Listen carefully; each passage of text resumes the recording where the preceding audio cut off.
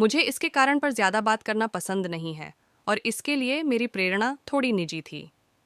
कुछ साल पहले मेरी माँ की नज़र अचानक कमज़ोर होने लग गई थी। वह चश्मे या कॉन्टैक्ट लेंस के माध्यम से नहीं देख पा रही थी और उसकी दृष्टि बहुत ही खराब हो रही थी। डॉक्टर ने तो उनका ऑपरेशन करने का फैसला कर लिया था, लेकिन ऑपरेशन के एक हफ्ते पहले ही पता चला कि उनकी लगातार कमज़ोर होती नज़र के पीछे लेंस और फेनेंडेनस में ठीक से रक्त की सप्लाई न होने का कारण था, और इसलिए ऑपरेशन का तो सवाल ही पैदा नहीं होता था। इसी कंडीशन के कारण कुछ साल पहले मेरी दादी भी पूरी अंधी हो गई थीं, और तभी मैंने आँख की बीमारियों के बारे में पढ़ाई शुरू कर दी। जब मुझे पता चला कि दवा की दुकानों में बिकने वाली दवाइयाँ न सिर्फ बेकार होती है, इनसे नुकसान भी हो सकता है, तो मैं हैरान रह गया। इन दवाओं से तो समस्या और भी बढ़ जाती है। मेरी माँ रोज़ यही दवाइयाँ खाती थीं। पिछले 3 सालों से मैं इस विषय में पूरा डूबा हुआ हूँ। वास्तव में जब मैं अपनी थीसिस लिख रहा था, तभी मुझे नज़र सुधारने के इस नए तरीके का आइडिया आया।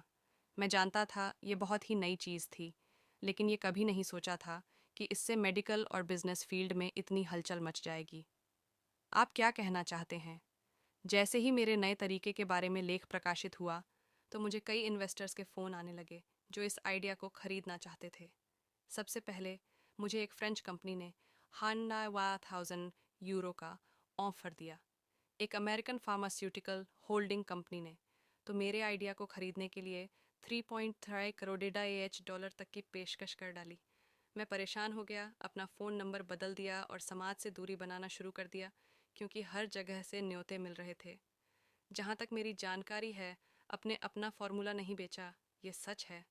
देखिए, ये सुनने में थोड़ा अप्रिय लग सकता है, लेकिन मैंने इसे इसलिए नहीं बनाया है ताकि किसी दूसरे देश के अमीर लोग और भी ज़्यादा अमीर हो सके। यदि मैं इस फार्मूला को विदेश में बेच दूं, तो जानते हैं क्या होगा? ये लोग इस फार्मूला का पेटेंट करा लेंगे और दूसरों को इस दवा को बनाने से रोक देंगे। इसके बाद इसके रेट बढ़ा दिए जाएंगे। मेरी उम्र अभी कम है, लेकिन मैं बेवकूफ़ नहीं हूँ। इस तरह तो आम आदमी इसे कभी खरीद ही नहीं पाएगा। मुझे कई विदेशी डॉक्टरों ने कहा कि इस तरह की दवाई की कीमत कम से कम RS 2,11,000 होना चाहिए। अब बताइए, 2 लाख रुपए की दवा आखिर भारत में कौन खरीद पाएगा? जब मुझे एक नेशनल रिसर्च इंस्टीट्यूट से भारत के मार्केट के लिए ही दवाई विकसित करने का ऑफर मिला, तो मैं तुरंत तैयार हो गया। मैंने इंस्टीट्यूट ऑफ ऑप्थेल्मोलॉजी की टीम के साथ काम किया, जो एक बहुत ही बढ़िया अनुभव था। अब इसके क्लिनिकल ट्रायल पूरे हो चुके हैं और दवा हर किसी के लिए उपलब्ध है। मनोज का आइडिया आंखों की बीमारियां ठीक करने का एक पूरा नया रास्ता है, और इससे आनुवांशिक